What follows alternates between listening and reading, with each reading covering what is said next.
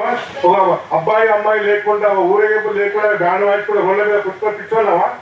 ఎన్నో ఏళ్ళు కష్టపడి మనం కలుసుకున్న సాధన, ఎంతో ఏళ్ళ శ్రమ, మనం ఏదో పుట్టకూడి నుంచి మనకు అంత గిట్టుబాటు లేకుండా మన భార్య పిల్లలు నడుచుకుంటూ పోతుంది, పాయించుకుంటూ పోతామంటే ఏంటి పరిస్థితి? మనకు ఏం దౌర్భాగ్య పరిస్థితి ఉంది? ఇంత నీచమైన భక్తు మనం బతకడం అని మన ఆత్మవిశ్వాసం చేసుకోవాలి. ఎక్కడి వాళ్ళు అక్కడే ఎంతవరకు అంతవరకు తెగించి మన పోరాటం చేయకపోతే మన వృత్తి రాబో కాలంలో కనుమరుగైతుంది. మనం బతకాలంటే పోరాటం చేయాలి. తెలంగాణనే సాధించుకున్నాం. మన చిన్న కోరికలయ్యా, అది ప్రభుత్వం తీర్చలేనిది కాదు, ప్రభుత్వం దాని పెద్ద ఇష్యూ కాదు. మనకి పోలీసు వాళ్ళు వచ్చి ఎవరిని అడగాలి? ఒక ఇల్లు కట్టుకోవాలి, పర్మిషన్ ఎవరు తీసుకోవాలి?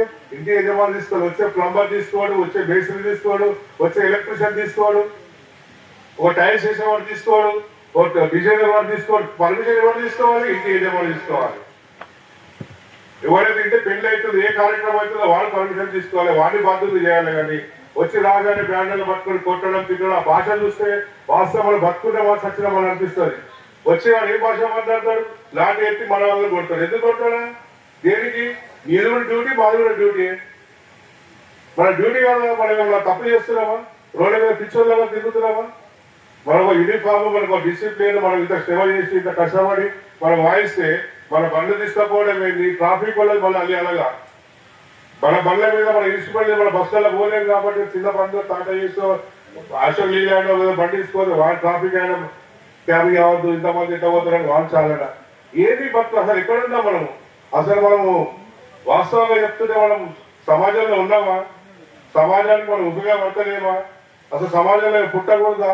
బ్యాండ్ వృత్తి బంద్ చేయాలా? బంద్ చేస్తే అందరూ బంద్ చేస్తే మాకు ఉద్యోగాలు కల్పించాడు. వేరే దగ్గర మొత్తం బంద్ చేస్తే సప్పుడు అనేది ఉండదు. హైదరాబాద్ లో మేము బాగానే వాయించాం సార్, మమ్మల్ని నాకు ఏదైనా పనులు పెట్టేయాలి. మరి మనిషి 10 లక్షలు 20 లక్షలు ఏదైనా పని చేసి బతుకుతాము. బ్యాండ్ కొట్టడం ఇష్టం లేదు.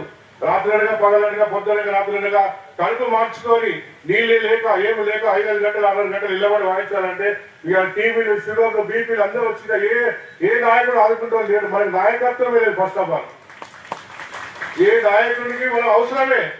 సపోర్ట్ లేదు. ఏ నాయకుడు తిరగలేడు, గెలియలేదని సపోర్ట్ కావాలి. దాన్ని సపోర్ట్ చేసేవాడికి ఏదో ఇలా బతుకున్నాడు అడిగే నాయకుడు లేడు. మనకి ఏ పరిస్థితిలో బతుకుతున్నావు? మనం తెలంగాణలో బతుకుతున్నావా? తెలంగాణ తెచ్చుకోవడం ఎందుకు?